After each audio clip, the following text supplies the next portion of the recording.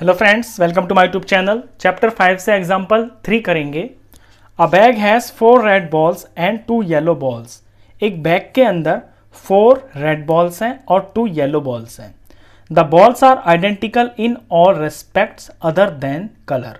और ये जो बॉल्स हैं ये कलर को छोड़ के बाकी हर तरह से बिल्कुल आइडेंटिकल है, यानी उनका साइज, उनका शेप, उनका लस्टर पूरी तरह से बिल्कुल एक जैसी हैं, बस उनका कलर डिफरेंट है। A ball is drawn from the bag without looking into the bag। अब इसके अंदर हाथ डाल के, बैग के अंदर हाथ डाल के और बिना देखे एक बॉल को बाहर निकाला। What is probability of getting a red ball? तो रेड बॉल निकलने की प्रोबेबिलिटी क्या होगी? Is it more or less than getting a yellow ball?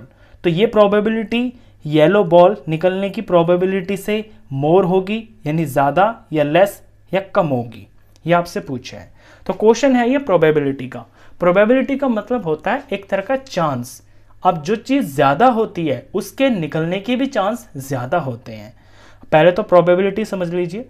Probability निकालने का formula favourable outcomes upon total outcomes, यानी टोटल जो चीज़ होती है वो नीचे लिखी जाती है और जिस चीज़ की प्रोबेबिलिटी निकालनी होती है वो फेवरेबल आउटकम बोला जाता है, वो ऊपर लिखा जाता है। टोटल चीज़ हमेशा नीचे रहती है। जैसे टीचर आपको 20 में से 18 नंबर देती है तो टोटल मार्क्स जो होते हैं एग्जाम के वो हमेशा नीचे ही होते हैं ना, इसी तरह से। अब यहाँ पे रेड बॉल निकलने की प्रोबेबिलिटी पूछी है, तो रेड बॉल निकलने की प्रोबेबिलिटी पहले हम निकालते हैं। Probability of getting red ball, तो रेड बॉल निकलने की प्रोबेबिलिटी हो जाएगी, फेवरेबल आउटकम को ऊपर लिखना है। फेवरेबल आउटकम इसके अंदर कितने होंगे, क्योंकि रेड बॉल की बात कर रहा है तो जितनी रेड बॉल होंगी वो काउंटिंग हमें ऊपर लिखनी है। 4 हैं तो 4 ऊपर लिखेंगे। और टोटल आउटकम्स, ये जो सारी बॉल्स हैं ये हैं 6, तो नीचे 6 आएगा। तो 4/6 है इसकी प्रोबेबिलिटी रेड बॉल निकलने की। इसे सिंपलेस्ट फॉर्म में कर सकते हैं हम, क्योंकि दोनों 2 से डिवाइड हो रहे हैं। ये हो गया है 2 2s are 4 होता है, और 6 को 2 से डिवाइड करेंगे तो 3 आ गया। ये कटना बंद, ये सिंपलेस्ट फॉर्म हो गई है 2/3। अब ये भी पूछा है कि रेड बॉल निकलने की प्रोबेबिलिटी येलो बॉल की प्रोबेबिलिटी से कम है या ज़्यादा है, तो उसके लिए हमें येलो बॉल की प्रोबेबिलिटी भी पता होनी चाहिए। तो probability of getting yellow ball, अब यहाँ पे येलो बॉल की हम प्रोबेबिलिटी निकाल देंगे।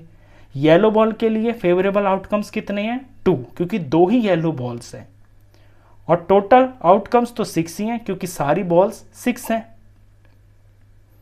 तो 2/6 हो गई है। इसको सिंपलेस्ट फॉर्म में कर लेंगे, क्योंकि दोनों नंबर 2 से डिवाइड हो रहे हैं। ये 2 1s are 2 होता है, और 6 को 2 से डिवाइड किया तो 3 हो गया।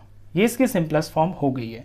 अब हमारे पास दोनों की प्रोबेबिलिटी है, रेड बॉल की भी है और येलो बॉल की भी है। ये 3 में से 2 है, ये 3 में से 1 है। तो साफ पता चल रहा है 3 में से जो 2 है ये वाला फ्रैक्शन बड़ा है। इट मीन्स रेड बॉल के निकलने की प्रोबेबिलिटी ज़्यादा है। तो हम अपना आंसर लिख देंगे, therefore probability of getting red ball is more than that of getting a yellow ball। यानी रेड बॉल निकलने की प्रोबेबिलिटी ज़्यादा है, येलो बॉल की निकलने की प्रोबेबिलिटी से ये ज़्यादा है। बस यही क्वेश्चन था, ये इसका सॉल्यूशन था।